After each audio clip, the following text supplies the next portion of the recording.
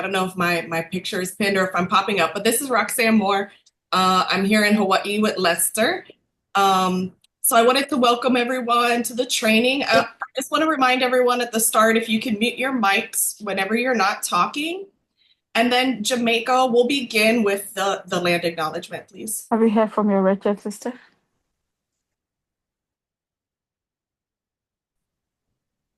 Right, one second, Roxanne, sorry. Rearrange my screens here. Okay. For a closer look. Another round of strong Santa Ana winds threatening to spark more flames in Los Angeles this week. Washington State University acknowledges that its locations statewide are on the homelands of Native peoples who have lived in this region from time immemorial. There are 37 federally recognized tribes that historically shared their traditional homelands and waterways in what is now Washington State. Of these, 29 are federally recognized tribes in Washington, with the remaining tribes in Idaho, Montana, and Oregon, some of which represent multiple tribes and bands. The university expresses its deepest respect for and gratitude towards these original and current caretakers of the region. As an academic community, we acknowledge our responsibility to establish and maintain relationships with these tribes and Native peoples in support of tribal sovereignty and the inclusion of their voices in teaching, research, and programming.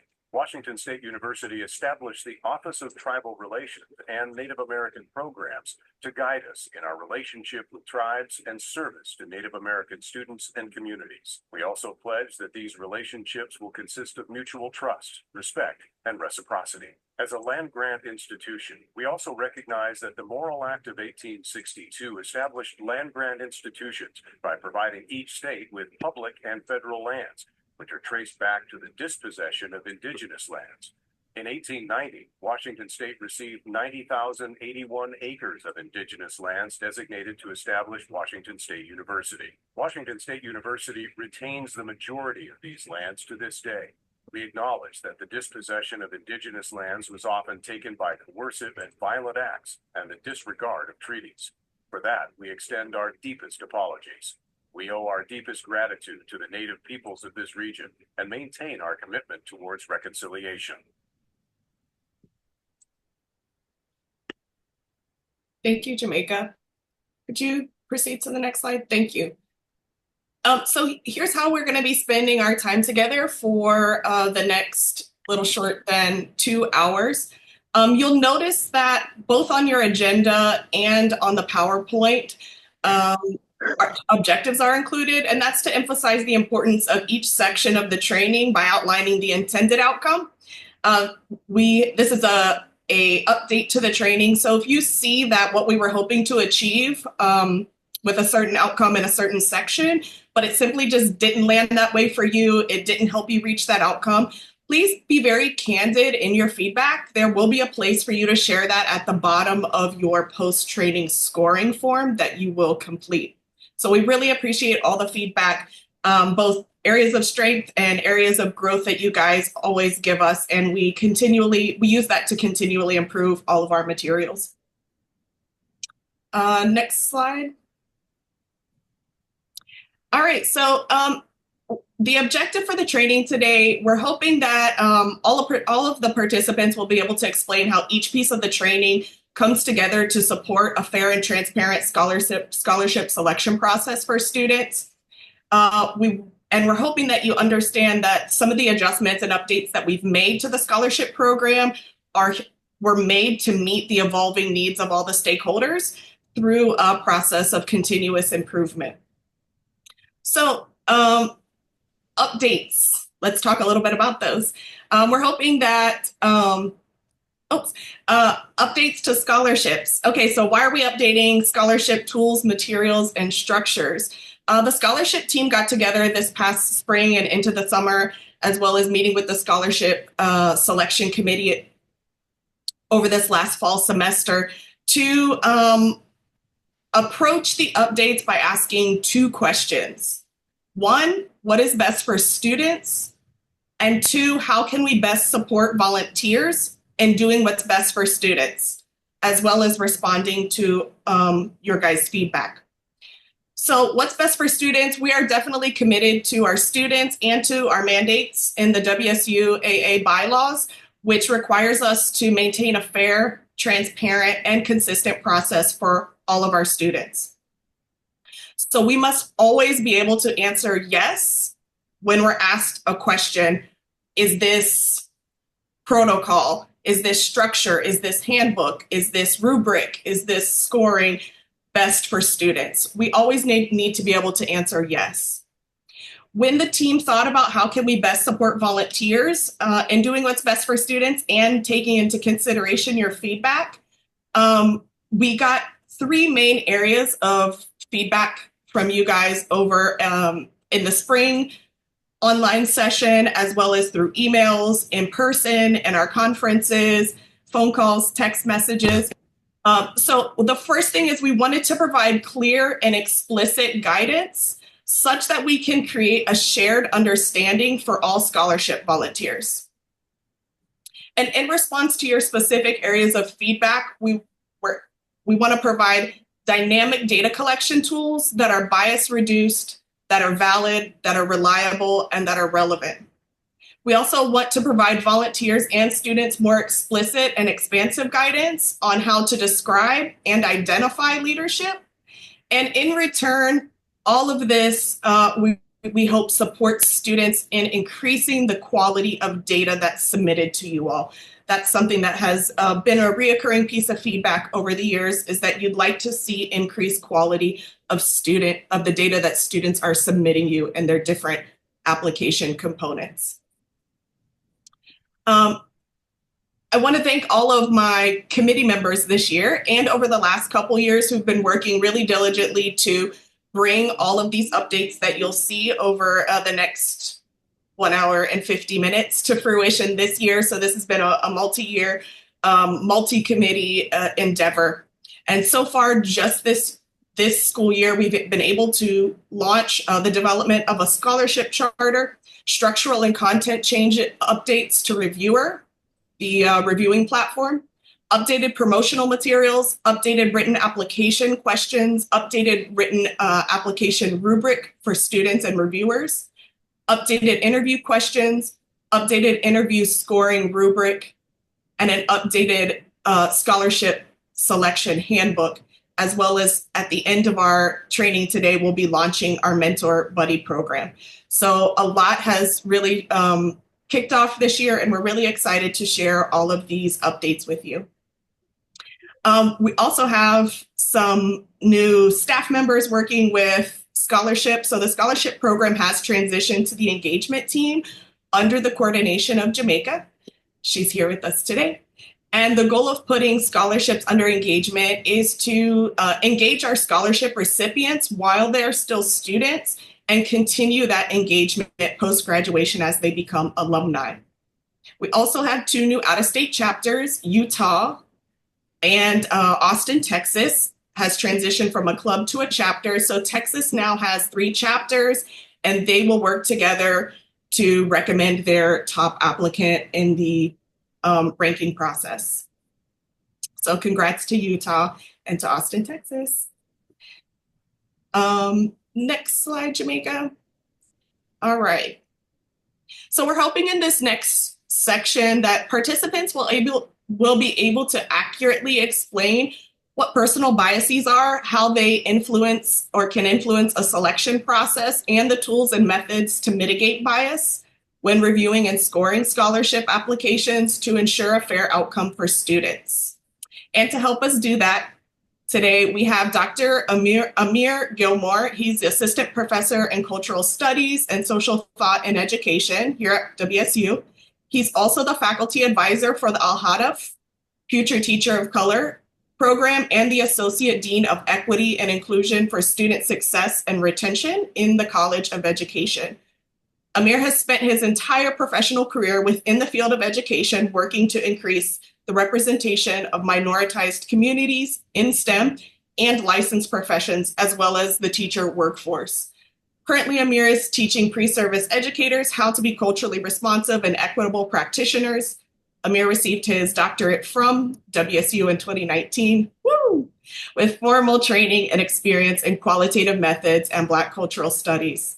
So without further ado, Dr. Gilmore, I'll hand it over to you. Thank you for joining us. Of course. Thank you for all for inviting me. So let me just try to get my screen set up here. I'm working with two screens, and so if I'm like not looking at the cameras, because I'm going to be looking at the screen. So just give me 2 seconds as I fiddle around with stuff here.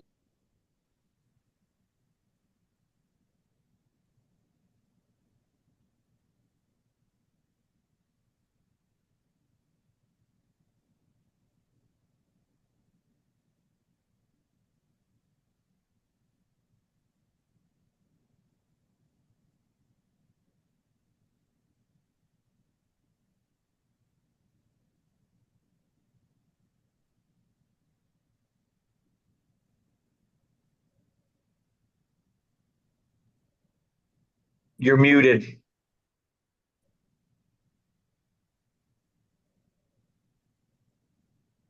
Thank you. I just wanted to make sure that I could get everything set up. Can people see everything okay? Looks good. Okay, perfect.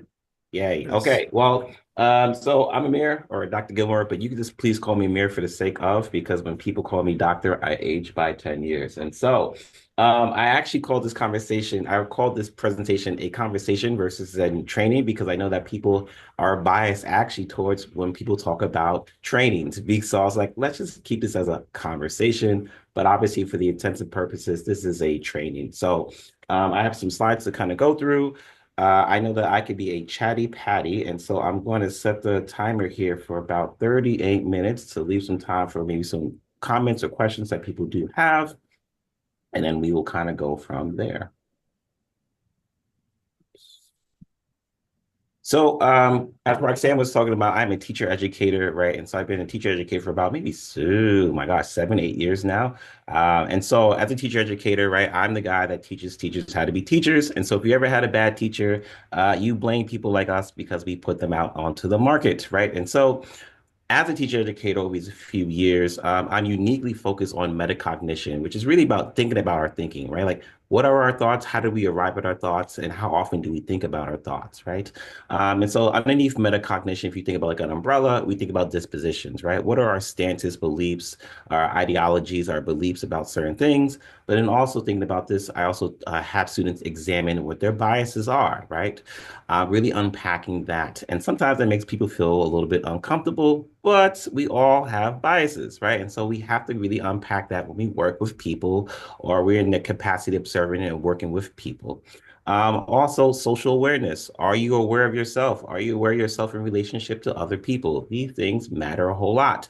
And so obviously when you're doing the scholarship review process, it's really important to be aware of yourself, to be aware of the person that you're also scoring, but also be aware of yourself in relationship to the people that you're working with as you were scoring the material.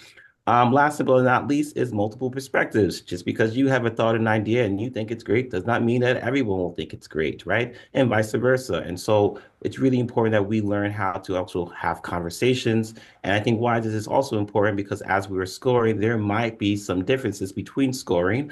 And we're going to have to talk about dispositions. We're going to have to talk about our awarenesses. We're going to talk about our biases.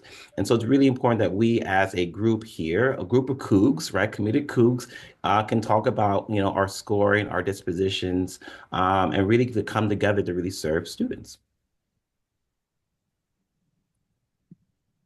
So why is understanding bias critical to WSU-AA, right? Because it's critical to WSU, hashtag go Cougs, right?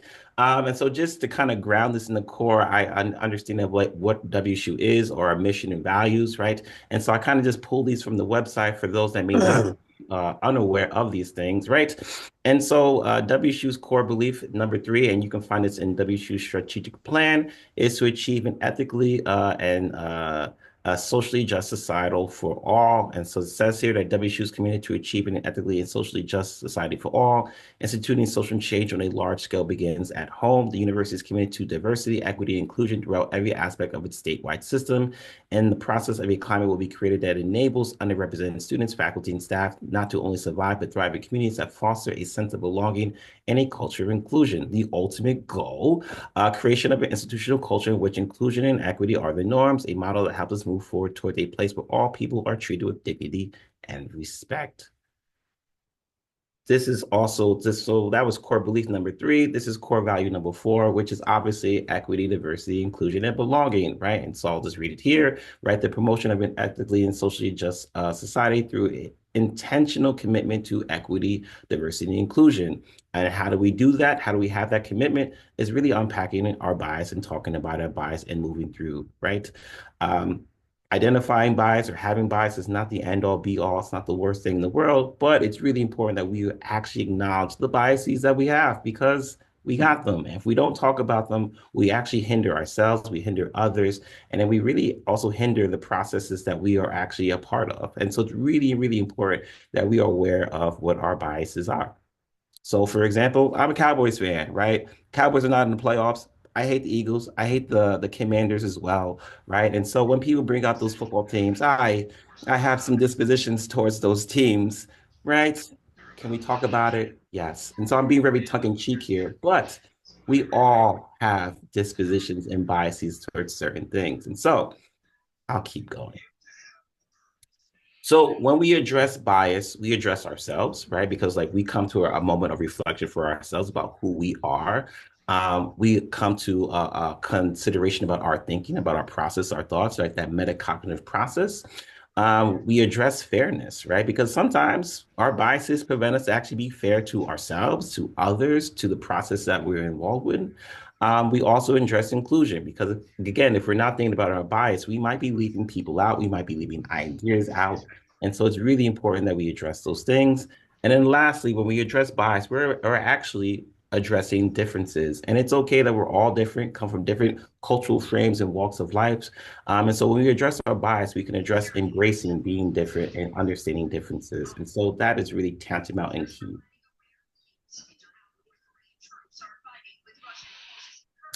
So here to restate the objectives, I think that Roxanne had like pointedly put, right, to accurately explain personal biases, how they influence the selection process, and the tools and methods to mitigate bias from review and score scholarship applications to ensure a fair outcome. I hope I live up to this objective. We will see. I look forward to folks' feedback at the end of the day. So let's play a game really quick here. A little bit of word association, right? So I have 6 words that are here, right? And so when looking at these words, what comes to mind? So with the words listed below, spend a few minutes writing down words or phrases that you associate with these words. Leader, grit, merit, hardworking, good student, and successful. So spend maybe about, let's just say maybe a minute, 90 seconds. Kind of throw these things into the chat and see what pops up.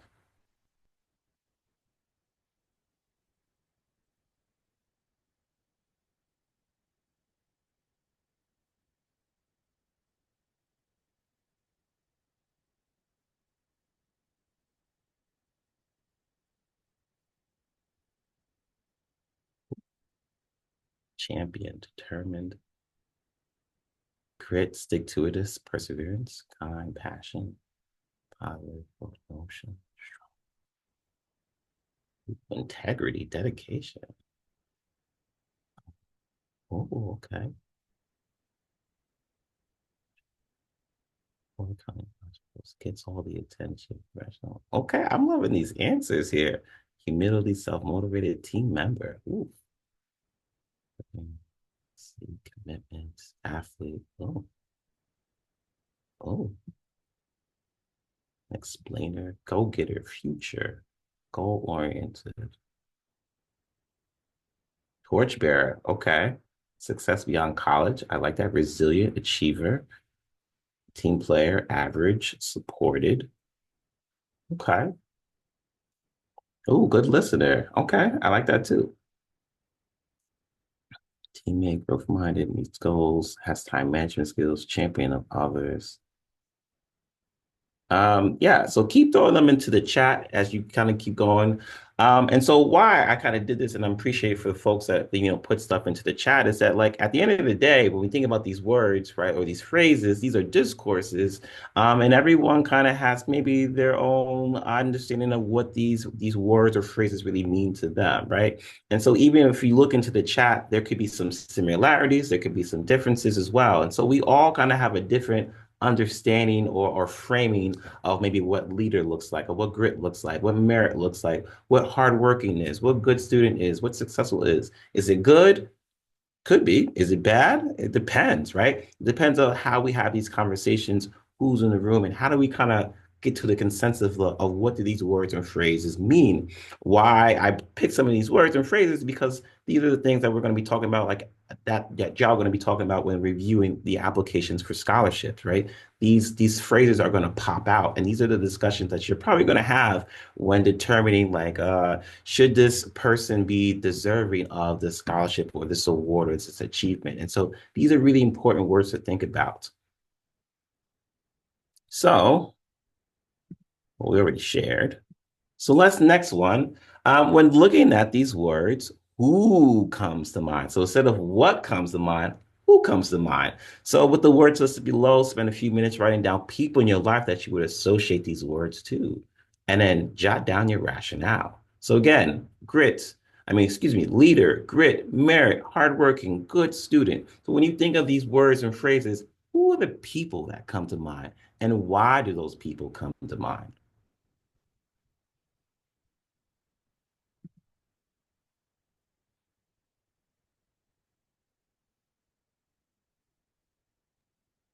I'm sorry, I missed. Did you want those in the chat or did you just want us to write those down? Ooh, I missed that good. part. Yes, good.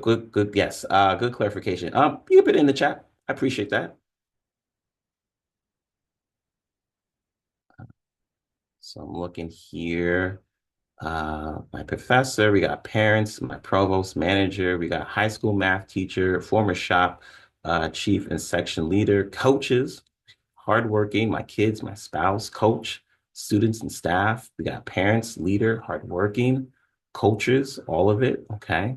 A coach leading through challenges to reach a goal. Okay, we got some coach connection going on here. My son, brother, and my sister-in-law. Okay. Leader, my manager at work, he seeks to listen and understand the problems and feedback from those around him in order to better empower the team he supports. We got president. Okay. My son, I am biased. That's fair. We got Obama. Okay. My coworkers, as they need these to get through certain days, need to get through certain days. Okay. We got teachers leading students to learn. My son, my daughter, chairman, grit, my spouse, grit, athletes, society's idea of a good student in air quotes. My former director of SPED, our scholarship volunteers, of course. We got mentors. Students who are getting better and better with practice, team coordinator. My wife working full time on a master's in special ed. Oh, Dr. Bischoff, uplifted through hardships. Yes, yes. Parents, my daughter, selflessness, gives time to others, support them, especially kids and the elderly. Teachers who influence me in a good direction. Oh, Ruth Bader Ginsburg. Okay, respects. My mentee and I work in the Carson College of Business. Great students. We think about merit students who work hard academically to earn scholarships, mental health counselors. So thank you for all for participating into that. Again, why I do this, right? And so again, instead of, before it was like, well, what comes to mind? We're thinking about words and phrases, but like who comes to mind, right? And that also shapes our understandings, right? Because we all have an understanding like, well, who is a leader? Who has grit? Who has merit? Who is hardworking? Who's a good student? Who's successful? And so that comes from like, our thoughts, but it also comes from like people that are in our lives that gives us like the tangible examples of who those people are. So again, there was some overlap here, but there are also some differences. Some similarities I saw was definitely like coaches, teachers, definitely family members as well, coworkers. So it's really important for us when we start talking about like some of these words, and especially when you're reviewing people, to think about like, well, everyone might have a different perspective or a different understanding. Doesn't mean that people are right or wrong, but let's talk about, let's unpack our understandings, right? Just because we see things one way or we have this one example does not mean that the example should be the example for everybody. And that's something that's really tantamount when we think about, reviewing applications for scholarships. I will continue. Oops, I did that too. So bias, let's talk about it, right? One thing I could say in this current political climate, social climate, we don't really talk a lot as people, right? Everyone has a different, cultural frame, different political motivations and backgrounds, and that's fine. It's very easy to get on social media to blast people for this and for that. But what really happens is that we really don't talk about who we are, right? We don't talk about our beliefs. And we don't do it in spaces enough where we can really just have conversations, right? That people can kind of process their thoughts, process their thinking, sometimes be challenged in some more or less loving ways, right? But we really don't talk about our dispositions, right? Sometimes we make people feel bad, right? And so it's really important for one big walk away from this conversation is that as you go into your chapter conversations, as you review these scholarships, these applications, that we have conversations, right? That we feel comfortable while talking about why we gave certain scores or our dispositions and our biases, so we can actually come to a consensus and move forward. Hopefully, that's what chat will do in your chapters as this goes on. So bias, right? To mitigate bias, I decided to give you 4 definitions because I thought one definition was not good enough, right? And so bias, right? This is from the Oxford, right? Prejudice in favor or against one thing, person, or group compared with another, usually in a way considered to be unfair. Seems pretty standard here, right? Merriam-Webster says an inclination of temperament or outlook, especially a personal and sometimes unreasoned judgment, like me saying that LeBron is better than Michael Jordan, right? Might be a little unreasoned. Cambridge over here says the action of supporting or opposing a particular person or thing in an unfair way because of allowing personal opinions to influence your judgment, right? This one is from Psychology Today that's a little bit more robust, right? Which I kind of like. I'm a little biased to this definition here. So everyone might be a little bit more biased to whatever definition they prefer, but that's why I wanted to give options. So bias here is a natural inclination for and against an idea, object, group, or individual. It is often learned and is highly dependent on variables like a person's social economic status, race, ethnicity, educational background, etc. At the individual level, bias can negatively impact someone's personal and professional relationships. At a societal level, it can lead to an unfair persecution of a group. So we got at the individual level, and then we also have at the society level. So it's really important for us to understand what bias looks like at that ground floor, but at that 30,000-foot approach as well. So again, when we're reviewing scholarships as well, and you're reviewing people, it's really important to, like, yes, understand the person, but also understand maybe some of the societal level issues that might be affecting a person. Or there might be some biases that you might have at the societal level that may make you unable to see that person clearly at the individual level. So understanding bias is really, really, again, it's really tantamount. So can we be unbiased? It's usually a question I get asked all the time. And if I had $1 for every time I get asked that, I might be rich. Maybe not, right? Can we be unbiased? And really the answer is no, right? We all have biases, right? And is it bad or is it good? I'm not trying to get into the whole morality thing. It always depends. It's contextual, right? So we all have biases. And I just don't want people to walk away and say, well, we all have biases and we all could go home and, like, we have biases, but that does not mean it's okay, right? It's important to be aware and to acknowledge our bias. We cannot just stop at saying, like, well, I have bias, and just be like, cool, right? Are you aware of it? Do you acknowledge it? How does your bias maybe alter how you see and perceive things, right? So I'm asking people to take that next step. And that's the really important part. So here, Psychology Today says that generally, no, everyone has some degree of bias. It's human nature to assign judgment based on first impressions. Also, most people have a lifetime of conditioning by schools, religious institutions, the families of origin, and the media, right? So we are always being influenced by something, someone, some we're always being influenced, right? Especially nowadays, if you're using social media, if it's Facebook or TikTok or Instagram, and you are flooded with different conversations or different I say, different dispositions about certain topics. So we can't really escape it, right? We just have to be aware of where we're coming from and acknowledge where we are coming from. And that is really half the battle. If we can do that, we're already at the common ground where we can actually have conversations about things. So usually when people they try to get out of the bias trap. That's what I kind of call it. Like, oh, I'm not biased, right? I see everybody the same way, right? And so you might have heard this, right, in your lifetime. I don't use labels, right? I just see people as people. I don't care whether they're black, white, polka dotted, or purple. Obviously, there's no purple people that exist, but I don't know why people say it. But people try to avoid that they are not biased by saying they just see people, right? We just a very kind of colorblind approach. And that is also not helpful, right? Because if you're not able to see what a person looks like, you're unable to sometimes see sometimes the systematic issues that that person or people from their community has also endured as well. So having a quote unquote colorblind approach or gender neutral approach is also just not helpful because you have to see people. And if you're not seeing people, you're not seeing the issues that are affecting people. So it's really important that we recognize that we do have bias, right? And then also that we cannot escape this bias trap by saying that we just don't see things, right? Because if you're not seeing people, how could you actually accurately, rate them or score them or provide them feedback? You have to see people, and to see people, you have to see the barriers that are preventing people from living their life as, full people. So it's really, really important, right, to not have very neutral approaches when we talk about people.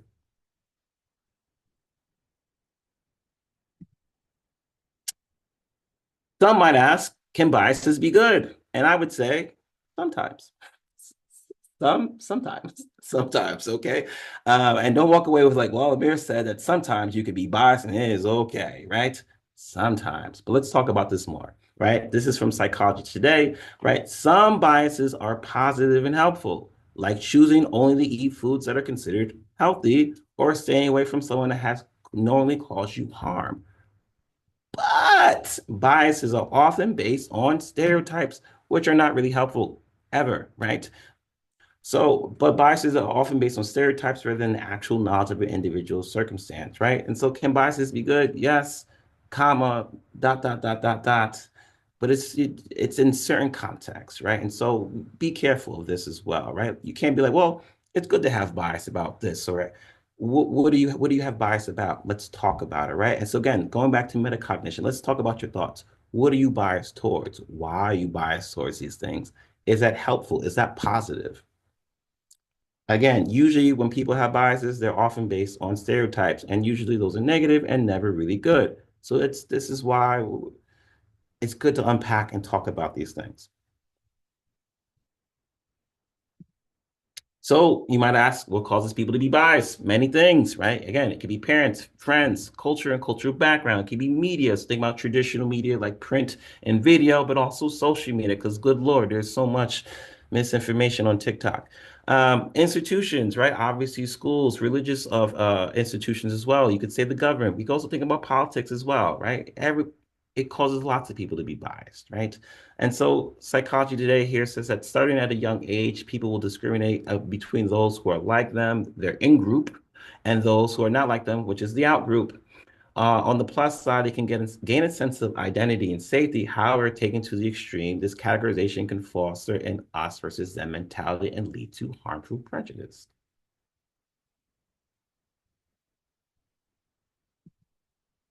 So for this part, I just want to walk y'all through for just different forms of bias if you did not know. And there's a lot, right? And so obviously we have here is conscious bias, which is known as explicit bias. This is the type of bias that you're aware of. This bias is happening consciously, in which that you know that you're being biased and acting with intent. An individual with conscious bias is likely to be explicit with their beliefs and attitudes and behave with clear intent. This type of bias leads one to discriminate against people or groups of people. There's usually a malicious intent involved in conscious biases, right? This is the one that people really recognize and see, like, you know, every day. They're like, wow, that guy over there, yeah, has explicit bias, right? So when I talk about the Cowboys, I'm a Cowboys fan, and I'm talking about, the Eagles. I mean, it's pretty explicit here that I have a bias against the Eagles because I'm a Cowboys fan. I'm keeping it in sports because, people recognize that, right? Unconscious bias here is also known as implicit bias, right?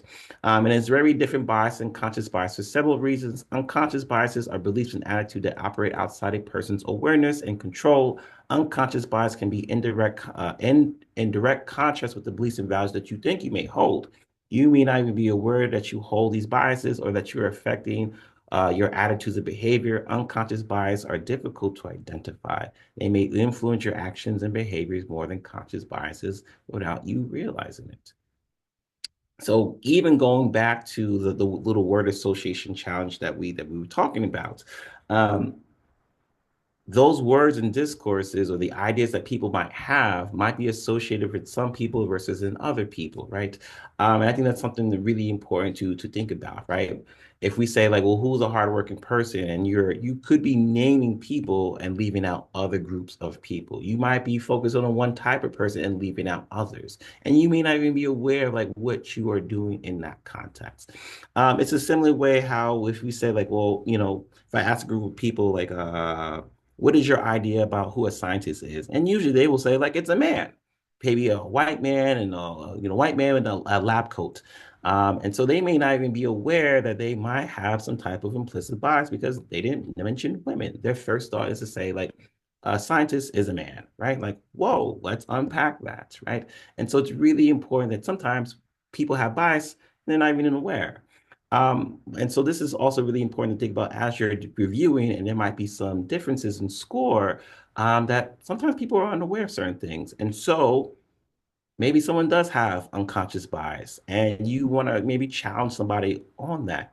You can, but do it in a way that's going to bring someone in to have a conversation. Because usually, if you call someone out for having an unconscious bias, their first reaction is to be defensive, and that actually just shuts down conversation.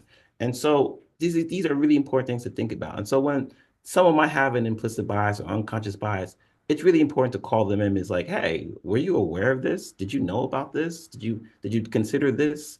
So tips and techniques about like how to have conversations when we think about notions of unconscious bias. I'll continue. So continued here, there's a few more looking at. So we have cognitive bias, right, which include mental shortcuts that lead people to reach erroneous conclusions, right? Examples would include like confirmation bias, right? We also have gender bias, that occurs when someone is treated differently based on their gender identity versus consciously or unconsciously. We also have racial bias, which is a form of discrimination based on race, ethnicity, or nationality. It includes negative attitudes and stereotypes regarding individuals who belong to a certain race or ethnic background. We also have political bias, occurs when someone ignores facts supporting opposing political agenda in favor for promoting their own party's beliefs. We have anchoring bias, occurs when you rely too heavily on one piece of information when making a decision. That is probably going to be very crucial as you think about when you are scoring your applications here, right? If you are so headstrong about one piece of information about a candidate, that may not be everything, right? And so you might need to take a step back and evaluate. We also have stereotyping biases is common in personal professional relationships, and it arises when people assign characteristics to someone based solely on their characteristics, such as race, gender, ethnicity.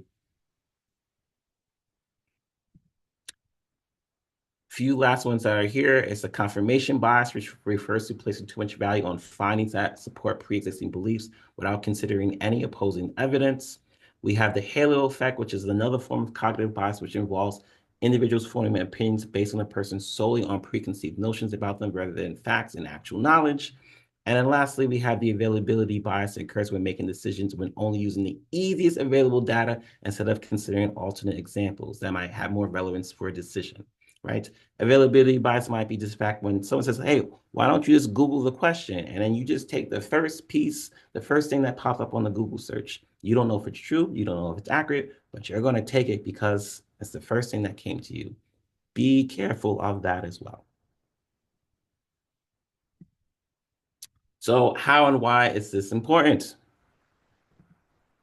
Biases shape our everyday lives and can shape extremely important decisions. Therefore, the effects of bias can be far-reaching. Bias comes in many forms, overt and subtle, right? From workplace discrimination based on gender and race to political partisanship that discounts science. There are countless examples of bias manifesting in everyday life. Bias can also shape, typo here. Bias can also shape who is deserving and undeserving of awards, supports, and opportunities.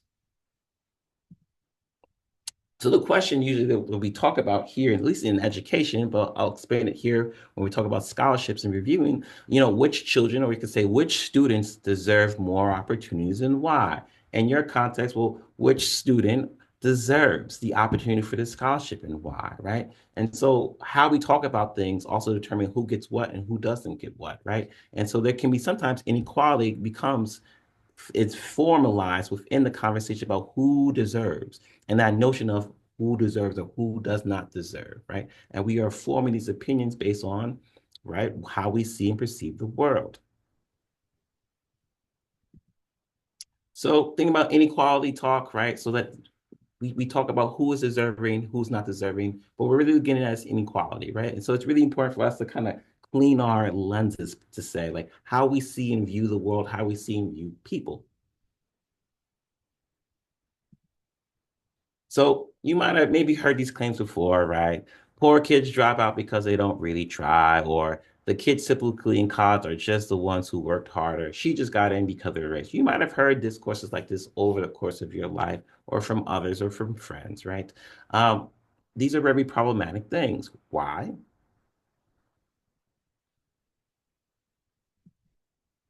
Because when we have uninformed explanations, uninformed explanations have serious consequences for how students are treated and how they feel about themselves, or feel about schools and themselves. Full stop.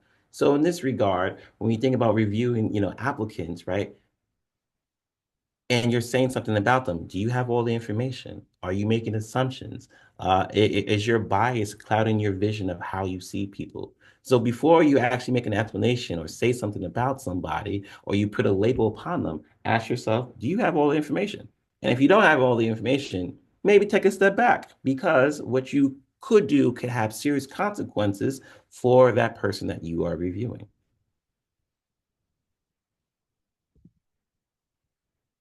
So also your lens shapes opportunities. So this is from Mika Pollak's School Talk, right?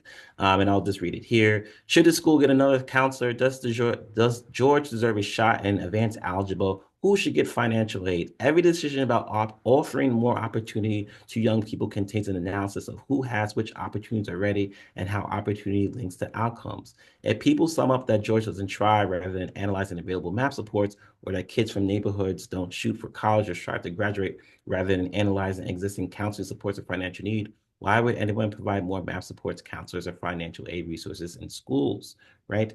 Usually how things work is those that have opportunity get more opportunities, and those that do not have opportunities are less likely to receive those opportunities.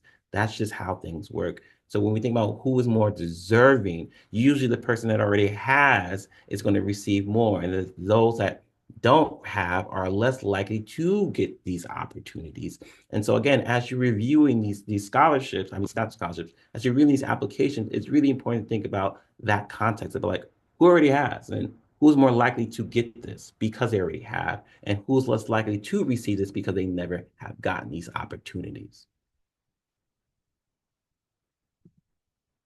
So to continue on to this notion about like cleaning our lenses and talking about the opportunity context shapes you as students' outcomes over time, right? So when we think about the inequality of opportunity and the outcome, it takes shape across generations. This is an intergenerational issue, right? So when people lack certain things, right, or communities lack certain resources, it's not just because of people just didn't work hard enough. There is a systemic thing that has taken shape, that has taken over across many generations, right? Inequality of opportunity and outcome also takes shape across domains like health, housing, employment, and schooling, right? These are, again, important things to think about. Lastly, the inequality of opportunity and outcome takes shape over the everyday life of a child. So again, just to recap this, those that have the opportunity usually have more access to getting more opportunities, and those that do not have the opportunities are less likely to get those or achieve those opportunities because of systemic issues, barriers, but also when we think about biases of people, right? Oh, like that person doesn't seem like they're deserving. So therefore, I don't think they should be the recipient of a reward. It's really important for us to clean our lenses and make sure, do we have all the information about this person? Are we making an accurate assessment about who this person is, where they come from? What might be some of the challenges and struggles that this person has faced in their life? So maybe one thing to think about, maybe in your local chapters. And so as y'all, again, reviewing application, is there a claim about students' opportunities and outcomes that you have heard in an education community that that you suspect oversimplifies the processes that are actually more complicated, right? What's one aspect of a young person's life and opportunity context that you suspect folks need to investigate more to make thorough explanations? So this is something that you might want to take back into your local chapter as you are getting ready to score these applications, right?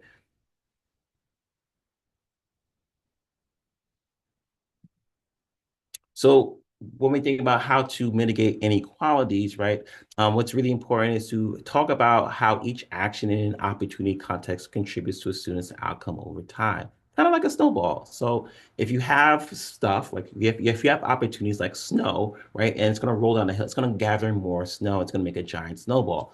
If you don't have snow, right, if you don't have the opportunities, you're less likely to make a snowball because you don't have the snow, right? But also, it's also really important for us as reviewers to really develop an asset perspective for students that you're reviewing. It's really important that we do not see them as a deficit or that they didn't have the opportunities as a deficit to them of getting this opportunity. So it's really important to see, what do they have? What are they bringing to the table? And again, what they have and what they bring to the table can also be rooted in bias, right? So this is why it's really important for y'all in the local chapters to have conversations about, like, what do these things look like? What's the perspective that we are generating about this student? So lastly, as I'm looking at time, culture talk, right? And so we talked about inequality, but also just thinking about culture as well, and how that, again, that also affects bias. So going from shallow to deep. So again, common scripts that you might have heard in education or through life, right? Here's one: Asian parents care more about education, so that's why Asians achieve so highly, right? Whoa, that's a uninformed perspective, right? Do you have information to clarify that? You might have also heard folks say that Latino and Black parents really don't care about education, so their kids don't achieve. We make these uninformed opinions and we say a lot, but we don't really have all the information. But sometimes these are the things that you will hear within the context of education, and it's really heartbreaking. So here, right, we make simplistic casual claims about school achievement that ignore everyone else and everything outside that group. Why do we do that? There could be a slew of variables and factors of why some people achieve over others, right? We cannot make a brush claim about why some people or some groups achieve more than others because A, we don't have all the information, right? And it's really, really important that we don't do that because when we make broad claims, we're also starting to stereotype people, which are very negative things to do. And so it's really important that we take a step back, we clean our lenses, and we try to figure out, like, hey, why did this person achieve? Maybe why did this person did not achieve and what kind of supports do they need, right? So be careful about making simplistic casual claims about people and how they achieve, or who is hardworking, who has the grit, who has the merit, because we don't have all the information. So be very careful about how you phrase things about people, because how we phrase things about people really shapes the opportunities that they receive or they do not receive. So as reviewers, you have an immense power. The gatekeeping that you have to decide if a student receives a scholarship can really make or break their semester, really make or break them staying in college or not. And so it's really important that before we make a claim, that we back up, we take a pause, and we ask, do we have all the information on hand? So shallow culture with the time I have left here, right? So we make scripted claims about culture, and they're called shallow because they're simplistic and contain little data, and they even become what Gloria Ladson-Billings says, omnibus, explanations for everything that young people and family do and experience. Such claims are dangerous not only because they distort our sense of people, but they make getting to know actual people seem unnecessary. Such claims also distance speakers from which we describe as if they are fundamentally other types of human beings rather than the complex people that are trying to thrive in specific or often shared contexts, just like us. And in schools, such claims overlook the many opportunity factors and people involved in student outcomes, including educators themselves. Lastly, that's here. The problem when we have shallow culture talk is much about racial, ethnic, national origin, or class cultures in schools just sums up communities, assume behaviors, experience, and norms or values based on too little information, and then uses those assumptions to quickly explain people in the community, right? We make these assumptions, right? We label people, we have these biases, and then we deny people these opportunities based off this little information that we perceive. Oops. Let's wrap up here. So Gloria Ladson-Billings talked about like her experience as a teacher educator, right, working in the middle at the Midwest, right? And so she noticed that the new, mostly white middle class monolingual Midwestern teachers that she was working with made lots of cultural assumptions about low income students of color they were beating, while they didn't see themselves as culturally shaped at all. Unable to see students or as themselves clearly, they blocked inquiry to improve their own work. And I'll stop here to say that like it's really important that we as people, as reviewers, see ourselves as culturally shaped, that we are biased, because if we don't know, we have an immense effect on this determining, again, who receives something and who doesn't, right? And so we're able, as people, we're able to see that certain people come from different cultures, but we lack to see that we ourselves are also shaped by circumstances, by society as well. So it's really important, again, as you back up and start to review these applications, that you need to understand that you have bias and that you are culturally shaped by certain circumstances and certain frames of bias. Doesn't mean it's good, doesn't mean it's bad, but you need to be aware that you are shaped by this. And so before you make judgments or assumptions about people or applicants, it's really important that you understand that you yourself are also biased, that you are shaped, that you have your own frame of bias, and it comes from somewhere. And so it's really important to really understand that.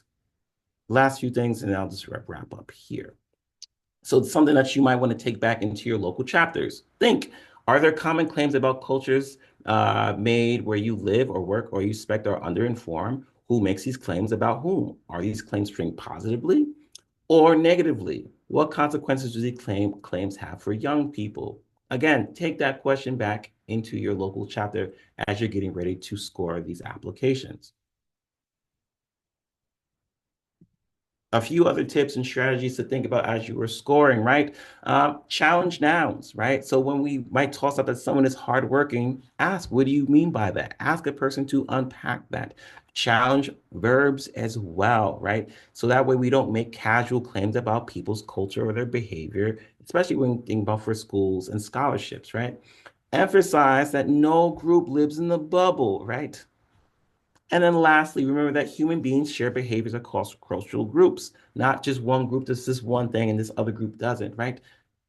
Human behavior is actually across different groups, right? That's something really important to consider. Last but not least, my last slide, last two slides. How can you mitigate bias during the scholarship review process? One, recognize your bias. It's tantamount. Number one, recognize your bias. We all have bias. It's okay. Analyze your assumptions, right? Is what you're saying clouded? Is it judged? Where's it coming from? Right? Also be open-minded. So as we are reviewing, your colleagues might have a different understanding or a different perspective, or they might challenge you on your thinking. It is okay. What I would say is don't shut down when we're having a conversation about making decisions, life-altering decisions for our colleagues, right? Be open-minded. Don't be defensive. Lastly, filter out any unnecessary details. And I'll just read this here. It is human nature to miss details when reading or listening, which also makes it easier to misinterpretation, leading to ill-informed bias-based judgments or decisions. Always take the time needed when necessary. Always take the time needed when analyzing a situation before judging or making major decisions, even if there's not enough time. Reviewing additional information or having a conversation with individuals who are more informed about a topic will help you filter out unnecessary bias and hopefully avoid prejudice. And that's it. Questions, if there's time. I have a quick question, Dr. or never mind, Amir. That's yes. I did myself. So when you're talking about at the end of challenging people's biases, from my experience that um, it also depends on how you challenge their biases. Like coming from a perspective of like my bias versus your bias could come and cause conflict. Could you maybe walk through how you would approach challenging someone's bias, especially when we're getting into going towards the application process and having those discussions? Hmm. That's a really good question, and I really appreciate the question. And I would say, oh, so let's just say someone says, say the topic is should go on pizza, and someone's just like, I strongly oppose pineapples going on to pizza, and you hear their perspective. And so what's really important is to kind of, not repeat like a parrot, but kind of surmise what they're saying, and ask them like, well, this is what I'm getting from what you're saying. Is this correct? Yes or no, right? So at least we can have that common ground, like we're agreeing on what they're saying, right? Or at least we accept what is being said. And then you could say like, well, yes, reiterate to confirm retention. Thank you. Thank you, Tara. And so from there, you could say, well, this is my perspective on what you are saying, right? And so you're going to like acknowledge what they have said, but this is my perspective, right? You can bring up your perspective, but you can also ask questions. Be like, I hear what you're saying, that you don't like pineapples on pizza, but have you considered that pineapples are yummy? You're right. So like, you can ask some questions and say like, well, have you considered this? Have you thought about this? And you can also you can strongly say, not too strongly, but you get what I'm saying? Like you could say, I hear what you're saying, but I have to disagree. And this is where I'm coming from, right? And so again, I think it's also about how we say our words. It's also about our tone. And it's okay to say, like, I disagree with what you're saying, right? You can also say, like, I hear what you're saying, and I like to offer up to, your colleagues to see to have their perspectives and opinions, right? And so what we don't want, you don't want to dogpile onto someone if you don't agree with what they're saying, but you want to open it up for people can feel comfortable to have a conversation, right? And to ask questions because sometimes you don't know, right? I don't know what I don't know. And when people ask me, like, well, have you considered this? I'm like, no, I haven't and didn't think about it. Thank you for bringing that to me. So this is why it's really important for us to also be open-minded so we can actually be challenged. We all love to say that we're open-minded individuals until we are challenged on our own stuff. And then we're like, we just shut down, right? So it's okay. So I think if we come to the table and say, like, we're all going to be open-minded, we might have differing opinions. We're going to try to respect opinions.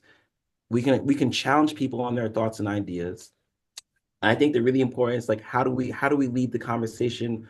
Do you lead with kind of love and care? Are you trying to be harmful? Are you trying to be cruel to a person? Are you really trying to understand people's perspectives? Um, so I think it's about again the word choices that we use. It's also about our tone and voice. It's also about like the questions that we're asking. And are you really trying to gain perspective of that person, or are you trying to make them look bad, right? And so it all matters. And this goes back to our dispositions, right? As a teacher educator, I have heard thoughts from every walk of life, different politics, perspectives, and my job is to ask questions. I'm like, have you thought about this? Have you considered this? Are you aware of that? Um, so it's okay to challenge, but again, it's about how you go about challenging people that really makes a difference. Great, thank you. Mhm.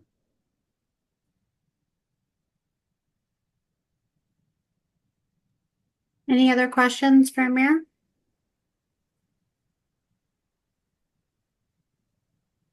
Well, thank you so much, Amir. If you have a second, some people left nice comments for you in the chat there, and we really appreciate your time today. And if you wouldn't mind sharing your slides, and I will get those out to the participants of the training tonight as well, if that's okay. Yes, of course.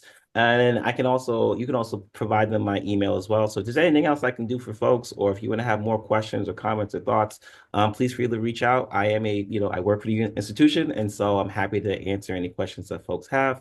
Thank you so much, and good luck on scoring the applications. Y'all have a really important job, and I'm just thankful that you have time to really support Cougs, and go Cougs, Go Cougs. Thank you, Amir. of course. Bye.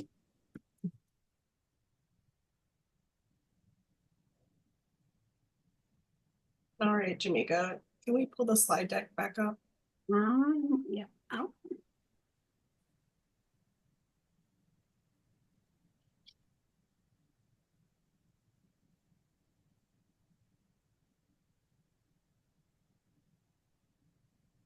Thank you. All right, so I'm gonna just give a few short points on the overview of the scholarship program, and then I'm gonna hand it over to Jamaica to talk in more detail about the scoring, the rubrics, and Reviewer, the platform in which you will do all of this scoring. So the objective for this section is that you all understand the updates. If you're someone who's a returning scholarship volunteer, you'll see some updates to the materials and tools, and that you'll understand that these were updated to address the needs of students, volunteers, and all the other stakeholders. For our handbook, it's just finished updating just on the 13th. It's going to be uploaded to the scholarship portal. You have to log in to access it. Jamaica has included the link there. It'll also be included in all your follow-up materials. Everything in the training today is described in the handbook in even greater detail. So if you miss something, we have this training recorded, but you can also go back to the handbook if reading is a style of learning that better suits you, to go back through that handbook. In sections 1 and 2 of the handbook, it provides you with some context of the program, such as like eligibility criteria, types of scholarships, some of the more technical information, or some of the background information. And then section 3 is structured to reflect the step-by-step process that you all will engage in to conduct your actual evaluations, interviews, and recommendations. So the update to the handbook, we really considered your user experience, and the goal to the updates were to make it more streamlined and more intuitive. And thank you so much for our committee members that worked hard on the handbook. It's gone through a few different variations this year. Feels like it's a good spot and it's very usable, which was our goal for the handbook. Thank you for the volunteers working on that. Next slide. All right. We want to make sure that we read out our confidentiality and our conflict of interest statements. So all information provided to you during the scholarship process is strictly confidential under Washington state law and US law. Student information may not be shared, reprinted, or discussed with anyone outside of your scholarship selection committee, and any printed materials must be shredded or sent to WSU Alumni Association for proper disposal. We're trying to ensure that we're compliant with the law and mitigate risk also by bringing in this reviewer platform and having transition the majority of scholarship activity into that secure portal.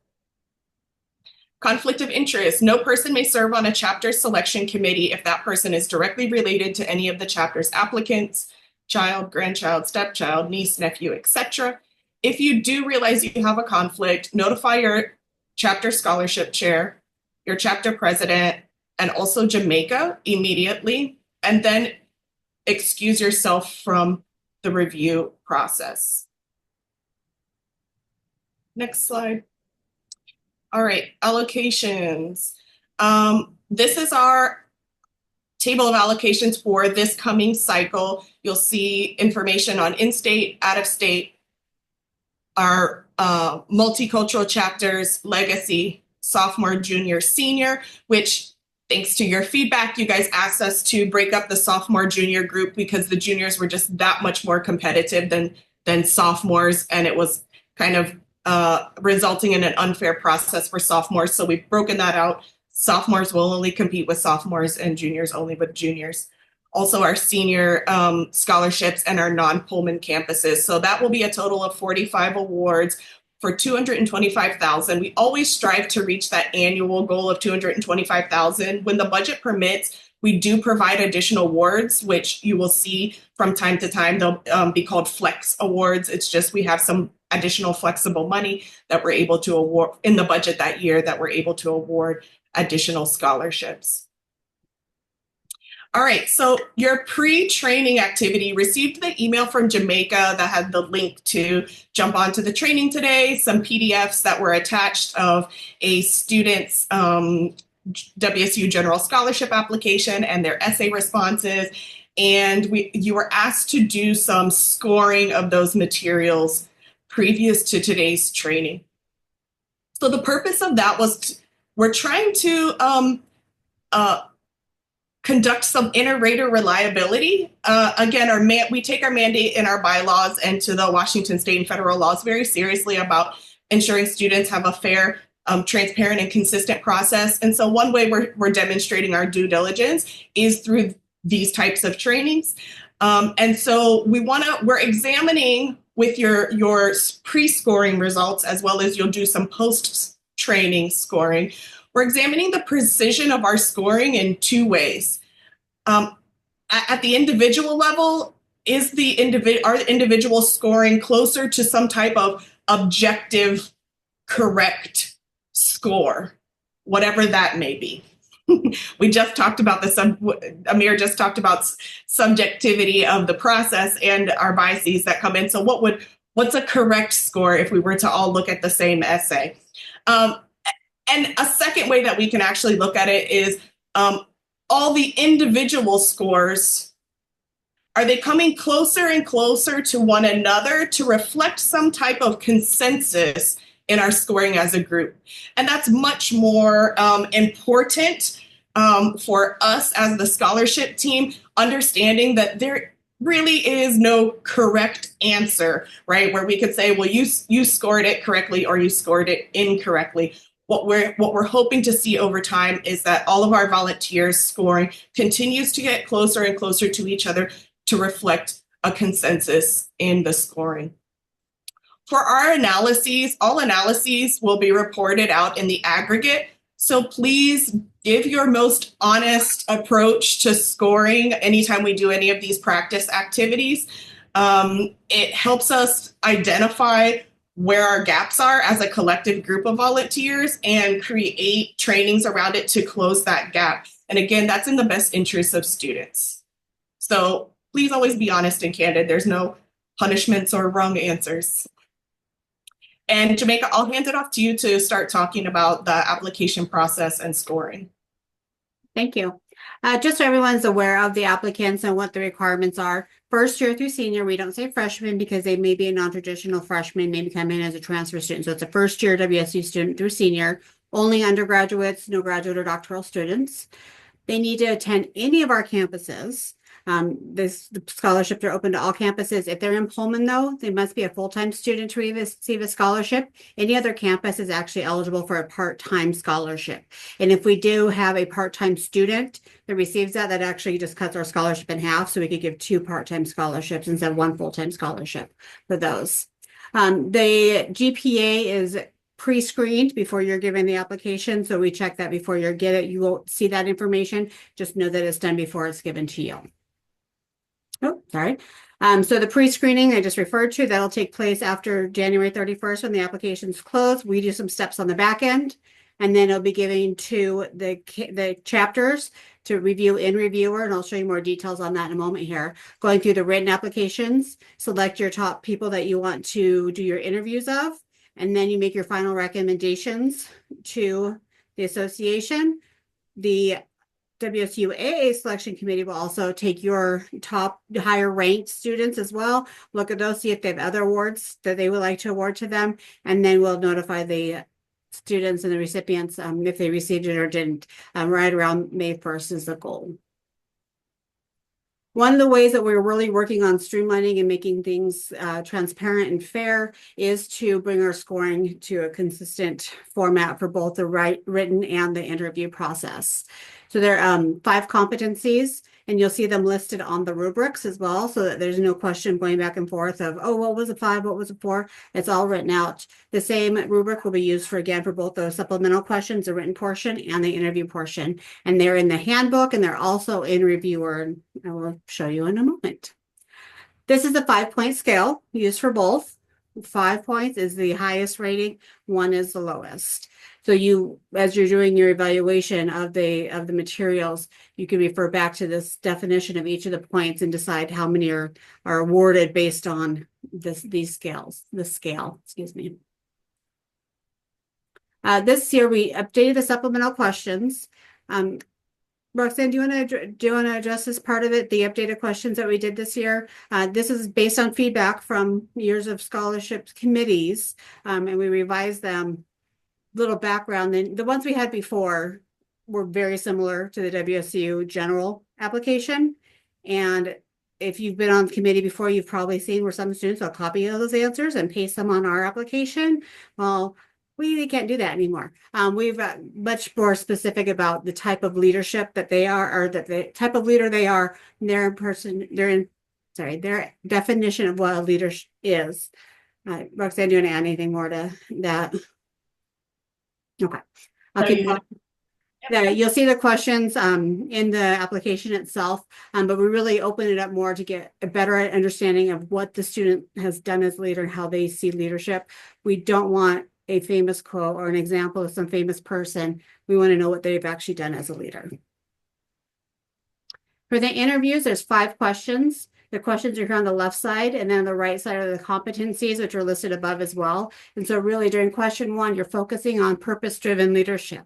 The question 2, looking at the process. Again, these are outlined very clearly in reviewer and in the handbook. So you have multiple places to see these laid out for you. In reviewer, you will be getting an email from me the week of the 27th, and it'll be get you access into the reviewer platform. Everything needs to be in reviewer, and I'm going to stop sharing for 1 second so I can show you what it looks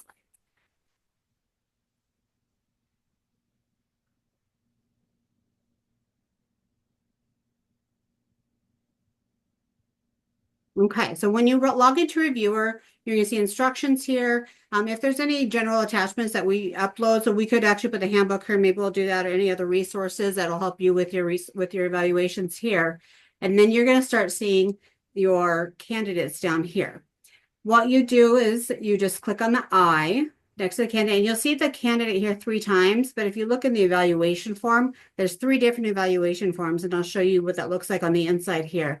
But you click on the I of the candidate you're looking to evaluate, and this will open up to here.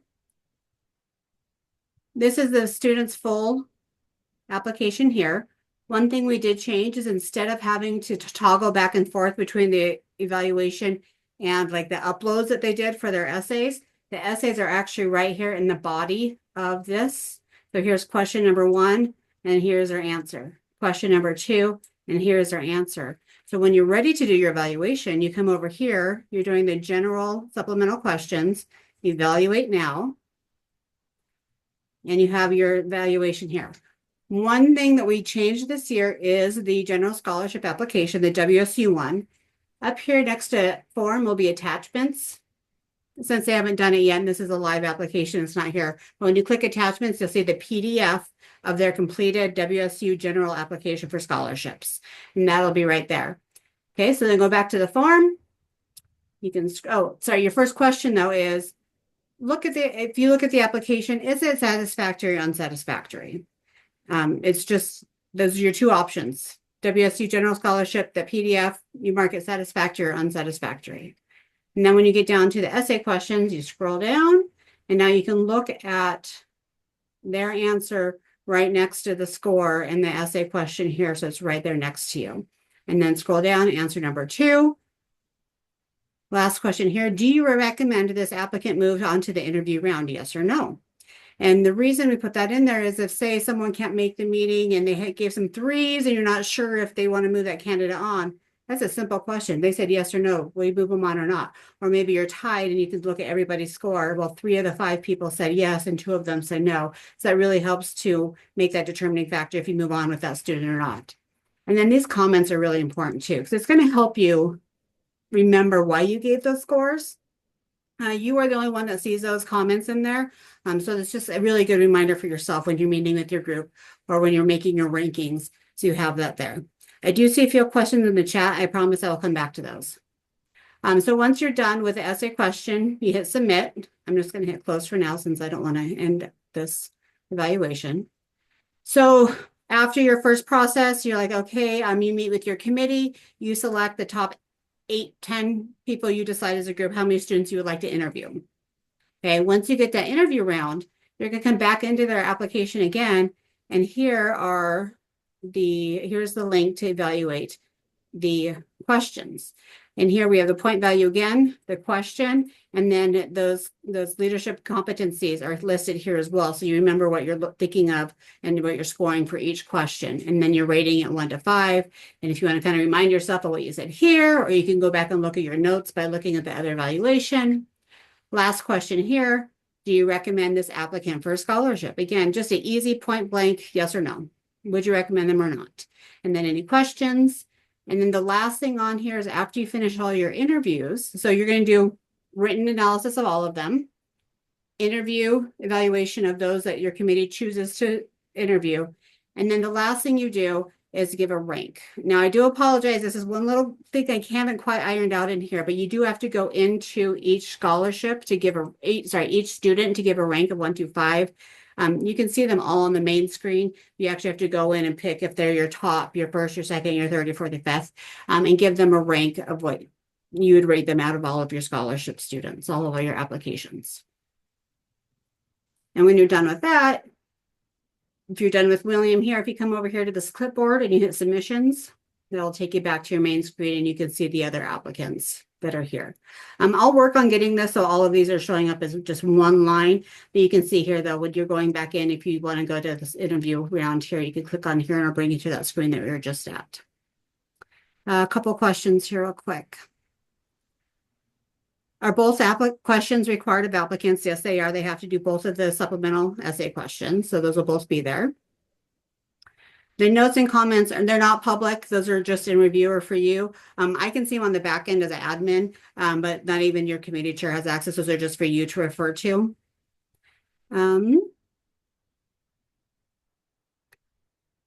First time, does everyone reviewing members see every application so the scoring is cumulative? Yeah, everyone in the chapter will do the written evaluation, and then as a chapter you decide who's going to move forward to the interview. A lot of that will depend on how many applicants that you have to start with. I do have some reports I can pull from the end too, so if you want some help with pulling some reports showing the average scores or the yes no answers, things like that, I'm more than happy to provide some of those reports back to you.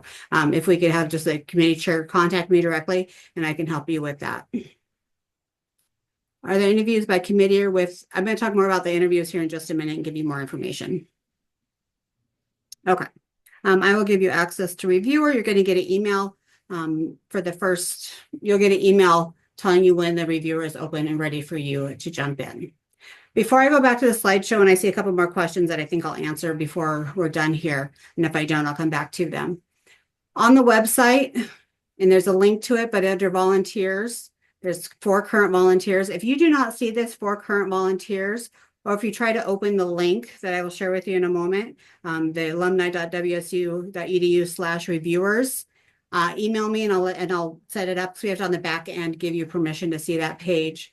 And on this page, it has a scholarship handbook, the new one, a how-to reviewer guide that I put together. And there's the deadlines. There's a video from last year that Leilani put together. And then tomorrow morning, I will upload this training and the different PowerPoints and all the other materials onto this site tomorrow. Okay, let me go back into my PowerPoint here. Hey, Jamaica, can I Yes. say Please. Yeah, can I just jump in just for a second? So for those of you who are returning, you might notice that a couple of those yes, no questions, like is the student's WSU general scholarship application, is it satisfactory or unsatisfactory? Or after the evaluation of the written essay responses, should this student be interviewed or not? So those binary questions that we've added in really kind of helps to work, as Jamaica said, to maybe break up some ties, to help clarify variation and scoring, but also as a quality control mechanism. I know conversations that folks in chapters and even on our scholarship selection committee have had is that because we don't get to see everyone else's applicants, we're really talking about, just our group internally when I was here in Hawaii chapter. So we were only talking about our Hawaii applicants. But then if we had an opportunity to maybe review Arizona, we would have said, our number one student's great, but 2 through 5, they really can't compete with, some of Arizona's applicants that they're putting forward. And without any way to have those conversations or to compare as folks were working within their chapter, they asked for, is there a way for us to say, like, this person is our number 2, but we actually don't think it rises to the occasion of deserving an interview or deserving a scholarship. And so we built in those binary checkpoints in between the written essay response evaluation and the interview evaluation questions to kind of address folks' requests there. So just if you're wondering, why do we have these extra binary yes/no questions? It was in response to volunteers' request for a way to give a little bit more of their opinion than just a 1 through 5 or a 20 out of 20 type of numerical score. Thank you, Roxanne. A couple other things here. So the website, I just put the link in here. They're friendly at /reviewer, ER, not to be confused with reviewer with no ER, but just the R for the site. You're not getting into reviewer, the platform for evaluation at this point. I will send you a separate email for that in about 2 weeks after we get everybody through the training and get everyone assigned into the appropriate groups. But on the alumni website, I posted in the chat, that's where you're gonna be able to find all these resources. So by tomorrow afternoon, everything will be there for you to reference. The ranking that you have sent in the past, I actually have a new form I put together for that. It's going to ask the same information, first name, last name of your top 5. And if you don't have 5, that's fine. You can just give the top couple. And then there's some spots for legacy awards and for other awards. That $225,000 that Roxanne showed in that chart earlier, that is the money that's awarded by the chapters and the ones that are outlined in that chart. There is other money, as she referred to, at the flex money, and then there's other miscellaneous scholarships that have been earmarked for different types of students, maybe a different year or a major. There's some other scholarships that we can give, and that usually adds about another 80-ish thousand. It just really depends on the year and how much allocation we have. So even if your top student gets that award, there's still other students or other scholarships that are available for students that aren't your number 1. And students can only get 1 scholarship. I'll say that very clearly. So if your number 1 comes in from the chapter and they get an award, your number 2 is now eligible for different awards. So say maybe they get a multicultural award, and then your number 3 could potentially then qualify for a sophomore award or whatever other type of award they qualify for. So make sure you're really putting good thought into those evaluations and rankings, because it does matter. It will make a difference. The post-training scoring, Roxanne, you want to take this or want me to continue? Yep, sure, I can take that over. And I just want to make one note. I should have jumped in when you asked me to jump in. If you're wondering, I saw some folks like eyes trying to read fast when it came to the interview questions and the 5 leadership competencies. If you're like, where did these come from? The scholarship team conducted research over the spring and summer. So it was over a long duration period of time with multiple resources across sectors.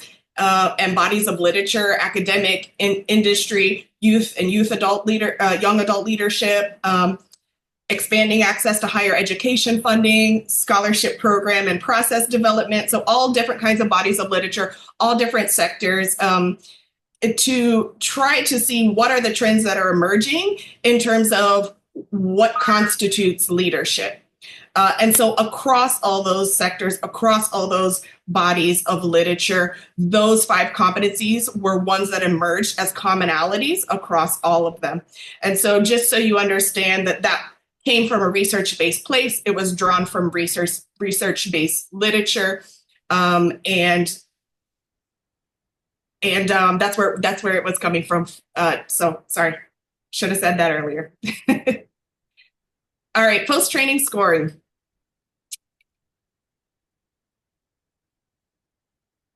Oh, sorry.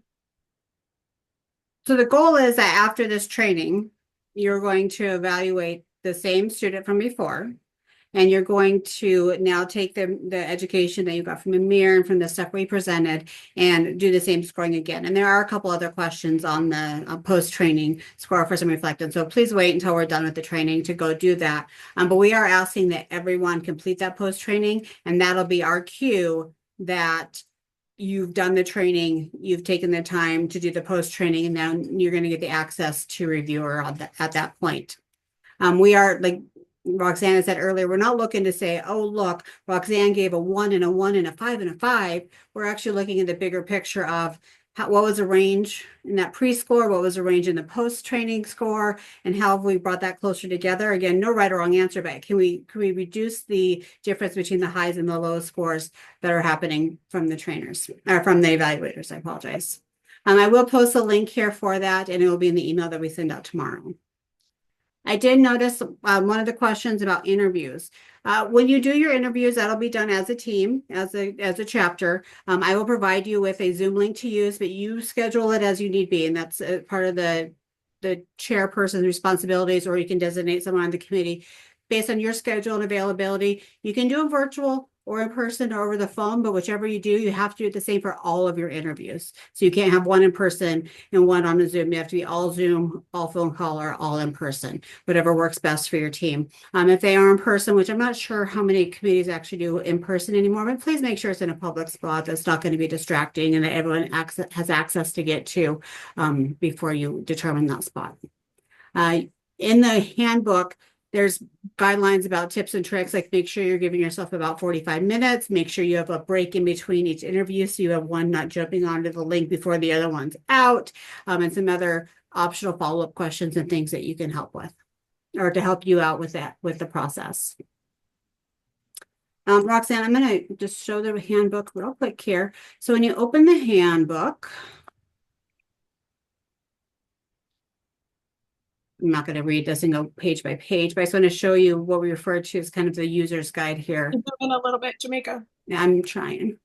My computer's been working all day. It's being a little difficult right now. Let's see here if it's gonna. There we go. Okay.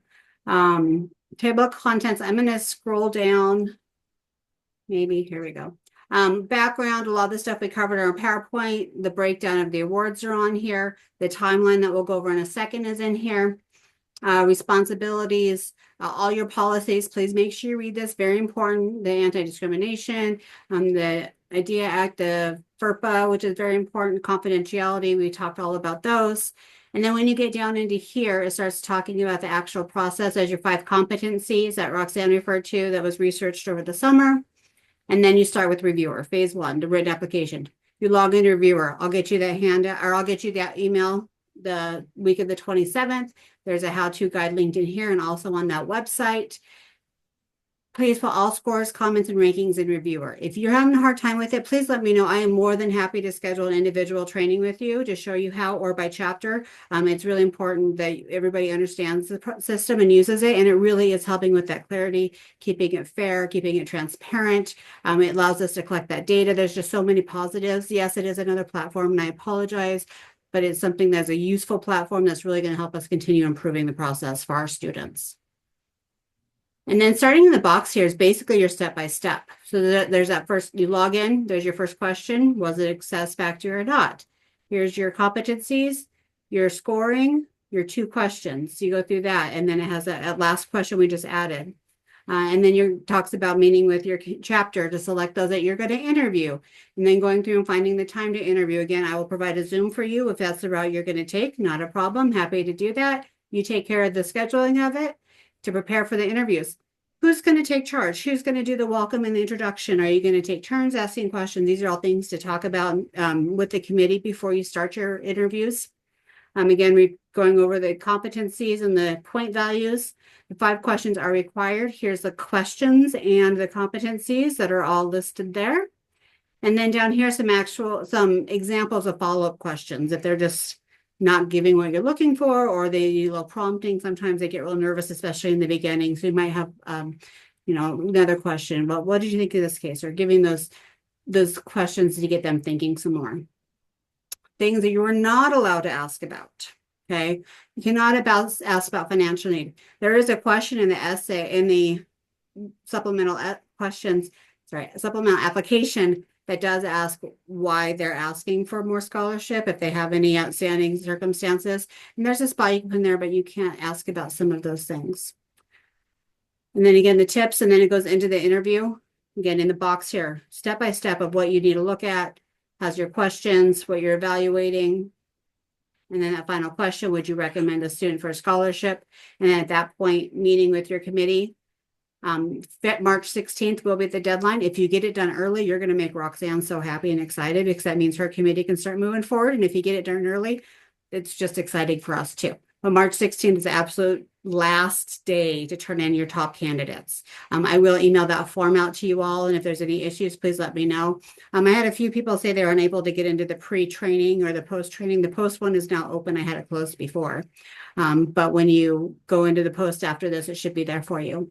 So then you're going to submit those forms again by May 16th. And then that gives us time to work through the other scholarships we have to offer. And then internally, we have to go through and do all of our matching of where the monies are going towards the students. And our goal is by May 1st to let the students know who received or did not receive the scholarships for the year.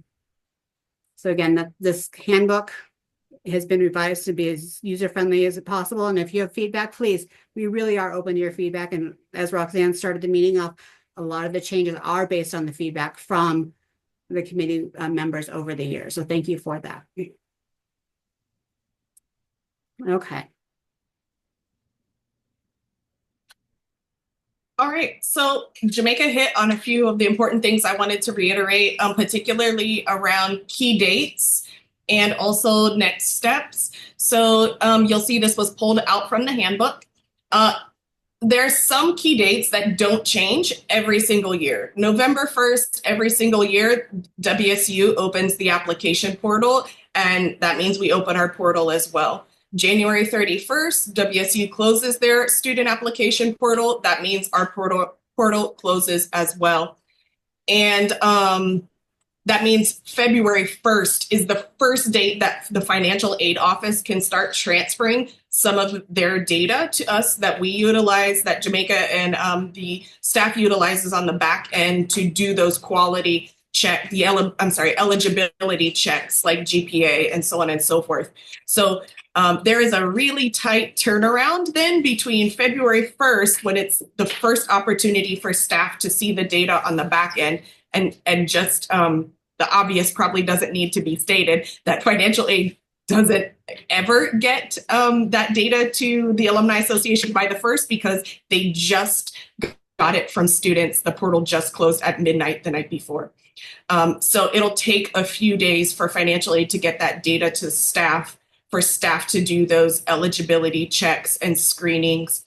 And then staff will get those application materials into reviewer and get you access. The goal is usually by February 15th or whatever that halfway approximate date is. That's when you guys will be able to start evaluating those written materials, making your determinations for who you'd like to send to an interview round, and go ahead and scheduling those candidates for interviews. You'll have the rest of the time through February and through the beginning half of March to get those interviews conducted, to get your individual scoring complete, and then to come together as a chapter committee to have that debrief and discuss what those final recommendations are for your chapter. Again, this year, that date is March 16th. It's usually around that March 15th date, so you can rely on that each year. You'll submit those recommendations, as Jamaica said, to her from your chapter. And then after that, there's a second round of reviewing that happens with the WSU Selection Scholarship Committee. We make sure that all the scholarship money that we possibly have to give out gets assigned and awarded, and then we're able to notify students as soon as possible. Again, we target May 1st. The reason why, one of the big pieces that I guess I want to help make a connection to with all of the training that we're doing, including having Amir here today, to really hone in on providing that fair and transparent and consistent process for students, is our awards are $5,000 a piece. And when we met with the director of institutional research, she says that $7,000 is that tipping point that really makes the decision for a student. This is what emerges from their data. That's at the $7,000 of unmet need tipping point is where a student is either able to return if they can make up that gap, or unable to return if they can't make that gap. So our $5,000 award goes a long way. I mean, it could be a determining factor between a student truly being able to return next year to WSU or not. And so we want to make sure that we're doing everything we can on our side as instruments of measurement, as volunteers, but also that we're able to get them notified right away as soon as possible, May 1st, so that they can make that decision to return next year if possible. So that's such a tight timeline and a tight turnaround in the spring. But we really appreciate everyone's diligence and just pounding the pavement when it comes to that time of year every year to get that data in so we can notify students. Jamaica? Yeah, there's a couple of questions in the chat here I wanted to address. Do the students actually find out if they received or didn't receive a scholarship? Those emails have been sent through reviewer. Sometimes they don't save the reviewer email as they've been told to do at each step of the process. And so once we do let you know who has received the awards, the email has gone out to, thank you so much. We had a great pool of candidates. Unfortunately, you didn't receive the award. Those emails do go out. If you feel that is something you would like to communicate, you're welcome to, but you do not say anything until you get the official email or word from us that says, hey, at this point, you can tell candidate A that they received your scholarship. So please make sure and don't promise them anything, please, because things happen. And so we don't want to make any promises and have them fall through for any reason. Someone said they couldn't get the pre-training. You're okay. Just make sure you do the post, please. If there's any questions on that, please let me know. There are two questions about leadership. They have kind of different approaches. We moved away from the question on community service because that was first really explained or really emphasized in the WSU General Scholarship. Roxanne, you look like you want to talk here and explain. I'm going to let you take it from there. Well, two things. Part of what's in the mandate around creating the scholarship was that it was created as a leadership scholarship. So the fact that the questions both focus on leadership instead of in the past, one focused on leadership explicitly and one kind of focused on leadership in community service, was that we hold all contexts of leadership equal. So that could be a student leading on a WSU campus RSO or a student leading outside of WSU, a student leading in a paid position or a student leading in a position that's not paid, such as community service. So we wanted to really make sure that we're mitigating any of what Amir called gaps in opportunity by ensuring that we're not having any class-based discrimination for students that may not be financially in a position or come from a socioeconomic status that allows them to give labor away for free, which would be like in a community service context. That inherently doesn't necessarily mean that a student is a better or worse leader. So we're holding all contexts equal. So a student very well may continue to write about community service, or we give a list of examples in the handbook. They might be leading in church or in a religious institution, sports. So there may be a variety of, there are a variety of contexts in which a student can lead. And so we're not discriminating on any particular context. What we want to focus on are those leadership competencies and not just the student kind of talking about them theoretically, but what evidence have they provided around those competencies of leadership? We want to really focus on the evidence that's put before us and leadership, and allowing really broad, allowing expansive contexts, right, in which they may be leading. And hopefully the competencies give you all some flexibility to, as well as reviewers, something to focus on, those leadership competencies, but understanding that they can manifest in a myriad of different ways in all your different chapters, your geographical locations, all of those things that Amir talked about, cultures, where you're at. So we're hoping that the questions are both in some ways more focused, and then in other ways much more flexible for you all and for students. One of the guidelines we put in there too, that's been a suggestion for years too, is if they're not a first year student, we don't want to hear about high school. If you're a junior, sophomore, junior, senior in college, we want to hear about what have you done recently in leadership, not when I was in middle school, I was on the ASB and helped run a bake sale. Good for you. Thank you so much. But the relevant and timely examples of what they've actually been able to do. Okay. Any other questions? I think I've addressed most of them in the chat, and we will have some time here in a few minutes. Someone asked about the promotional materials. Thank you so much. I will throw that on the email tomorrow, so you can continue posting those out on your social or your email or your wherever people will see it. So yes, please, thank you for asking that, and I will throw that out there. Great idea. We are going to give you that post-training scoring form. I will drop that in the chat here in 2 minutes here. Take some time to go through the handbook and review her again at the end of the month. And then as a chapter now, we're giving it to you if you want to have a meeting internally to decide, roles, responsibilities. And if there's any questions, you can definitely reach out. Jamaica? Yes, sir. Yes. For the marketing material, are we allowed to share it directly to the WSUV page? Yeah, if they'll allow it for the campus. I have requested all the campuses share out the information. Some have more than others. So yes, as long as they'll allow it out there, you're welcome to do that. Please, thank you.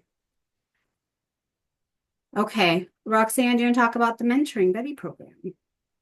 Yep, there's just a couple other questions before we just do that in the chat. For legacy and multicultural, can you confirm that our pool of applicants are narrowed down from the regional chapters? Sorry if this was mentioned. Yes, all of the students get reviewed for leadership in their geographical chapter at that level 1 of reviewing. So after they're reviewed for their leadership, they rise to the top as the best leaders amongst their peers in their geographical chapter. That's when those recommendations come up for those second rounds of reviews. So hopefully that helps to answer that question. Alex's question, if you have someone in your pool that you're related to, you can recuse yourself from that student. You can still do the other, you can still judge the other, rate the other students, just not the one that you're related to. Okay, great, thanks. All right. Last but not least, we are launching. This is another multi-year effort. Came from the initial idea came from both Lester and Noe, who Noe used to be on my scholarship selection committee. He's now president of La Alianza. They were thinking they have great interpersonal skills. They're always thinking about mentorship and how to help other Cougs, other volunteers, alumni volunteers. And so they had both talked about creating a mentorship program, one, to create another layer of support for scholarship, but also two, to connect folks who may feel really connected in their chapter, to connect them to the broader alumni association, to make them feel more connected. And so we've created a mentor buddy program. The objective is that for today is that you guys will be able to identify all these multiple layers of support. So we've talked today about the handbook. You can always go there with questions. We've tried to really make it comprehensive, but user-friendly. You can always talk to your chapter scholarship chair. You'll now have this mentor buddy as another place that you can go to for information and for support. And then Jamaica and the staff are always here to help you as well. Each of my selection committee members, so there's 9 of us, have been assigned to chapters. Buddies serve as a resource and a support, and then we're gonna actually, Jamaica's gonna pop folks out or create some breakout rooms, and folks are going to be able to go into the breakout room and meet their mentor. If you have burning questions, or maybe we missed one of your questions already in the chat, please feel free to ask your mentor buddy. And we just wanted to create some space for you all to get to know each other, even though it's virtual. We're hoping that you really do use us as resources to help you. I know sometimes people say, well, there's only one Jamaica, or in previous years, there's only one Leilani. Like, I don't want to bother them with my questions. I'll just try to figure it out myself. So you're not bothering your mentor buddy. That's what we're here for. We're here to help. So please feel free to reach out to us anytime. And Jamaica, if you could show the next slide that shows the chapter with their mentor. Yeah, so real quick, I don't think Rafa was able to get on this evening. If you are in Maggie, Jeremiah, or Rafa's group, Raphael's, stay in the main room with me here. Everyone else, I'm going to open up the rooms here. And at this point, once you be with your buddy, chat, I will put the contact information, the email, and the chapter breakdowns in your email tomorrow. But this is a chance, just you have about 10, 15 minutes left of the training here. Talk to your person, talk to your buddy, see if you have any common things that you want to discuss as a group. And then once you're done there, we are done for the evening, and they'll send out the email tomorrow. Again, we really appreciate your time, and please give us the feedback to help us continue to grow and improve the process here. So I'm going to go ahead and open the rooms. Again, if you are in Maggie, Jeremiah, or Raphael's rooms, go ahead and stay in the main room with me here. Thank you.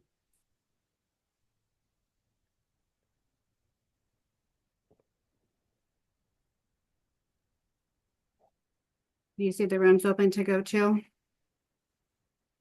Oh, there we go.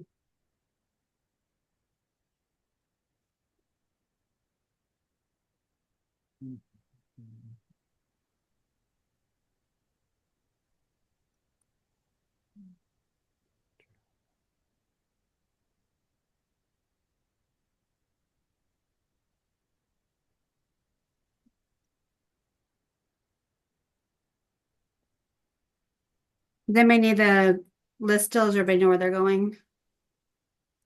Okay. Yeah, where's Jeremiah's room? You're gonna hang out here with me. Oh, okay. Because I've already done this, so I not necessarily think I need a buddy. But, you know. I don't see, What are you missing? I didn't get a room invite. I'm sorry. Oh, you're gonna choose a room. What chapter are you at? Southwest Oh, Washington? yeah. Southwest Washington, you're going in Brian's room. Hey, Roxanne. Okay. Find the room. Jamaica. Yes. I hear Rafa's voice. Oh, I hear Rafa's Yeah. voice. Hi, Rafa. Hey, I just know he just messaged me and said that we're going to the breakouts, and I just wanted to be able to say hi to my group. Is this it? No, this is everybody. If you give me 2 seconds, I can get you to a room. Maybe. Thank you so much. I apologize. I'm on Okay. Pullman campus with another meeting, so I'm sorry. Where are I don't see the breakout. Okay, give me 1 second, and I will.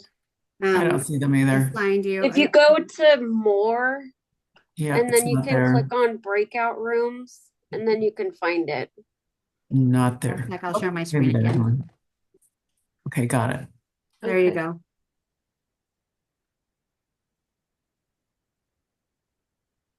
You should see the breakout rooms open still. And if you're in Maggie doesn't have a create one for breakout Rock. room. Sorry? Maggie does not have a breakout room. Yeah, Maggie, Jeremiah, you're in here with me. Oh, okay. I think people moved out. Yeah, Maggie and Jeremiah both had family things that came up this evening. I will send you the information to contact them out, but really it is just a resource. And some of you have done this for years, and you actually could be a great resource for each other as well. So I just would like to encourage you to share your tips, your tricks, what worked, what didn't work. Really help each other out through this. And then your mentor buddy is there if there's any other questions that come up, or if you have ideas that you would like to share out, feel free to share with them, or you're welcome to share with me. And if you have any questions, I'm always available. Are there any specific questions right now? Okay. I do have a question. Yeah. Right. I looked at the post survey document, Yes. and it has a couple questions. It talks about post values for WSU AA essay questions, and then you have to give a rating 1 through 5. Have you looked at those? Yeah, you're doing the same material that you used for the pre-training, and I will include that in the email tomorrow as well. So we're looking at how people rated the same application before this training and the same application after the training to see if it made a difference in where the ratings came in. Oh, I see. Very good. Thank you. Yep, thank you. Any other questions? Okay, well, I will hang out for a little bit if anybody has questions. If not, thank you so much for your time. Please make sure you do that post-rating form, and I will be in touch with more information and reach out if you have anything that you need. Thank you. Thanks, Jamaica. Thank you all. Have a good evening. Take yourself off mute. Thank you. Go Thank Cougs. you. Go Cougs. Thanks. Go Cougs. Thank you. Jamaica, could you put me back in the breakout group? For some reason, I got a mute and couldn't come off. Uh-oh. And I don't know that I can put you in the room. If you click on the bottom where it says breakout rooms, can you see? I joined on a device that doesn't have those controls. Gotcha. Let me see if it'll let me. Okay, thank you very much. Good to Thank have you. background and additional information. Looking forward to any improvements on reviewer. Thank you. Yeah, and give me your feedback. We're working on making it better. Okay, thank you. Oh, Brian, I added you to there, and I don't know how to get you back in there now. I'm their mentor buddy, and I was on I didn't have any audio controls. I'm showing off mute on my system, but they couldn't hear me. That's really funny. They're still in there waiting for you. I hope so. Can you join Okay. or join me? Yeah, if at the bottom, let me just stop sharing here. At the bottom of your screen, do you have a button that says breakout rooms? I do not. I'm on a Cisco video tool. Oh, assigned to. Oh, I got you. Bye-bye. Thank you. Hi, Scott. How are you doing? You're muted. Second. Yeah, there you are. Yeah, still looking for my breakout room. Which group are you? Which chapter are you with? Tri-Cities, sorry. Oh, Tri-Cities. That's Rafa. Can you see the breakout rooms? I think I can add you to it, Scott. Thanks for working with participating today, and I will send you after Rafa. No worries. Thank you.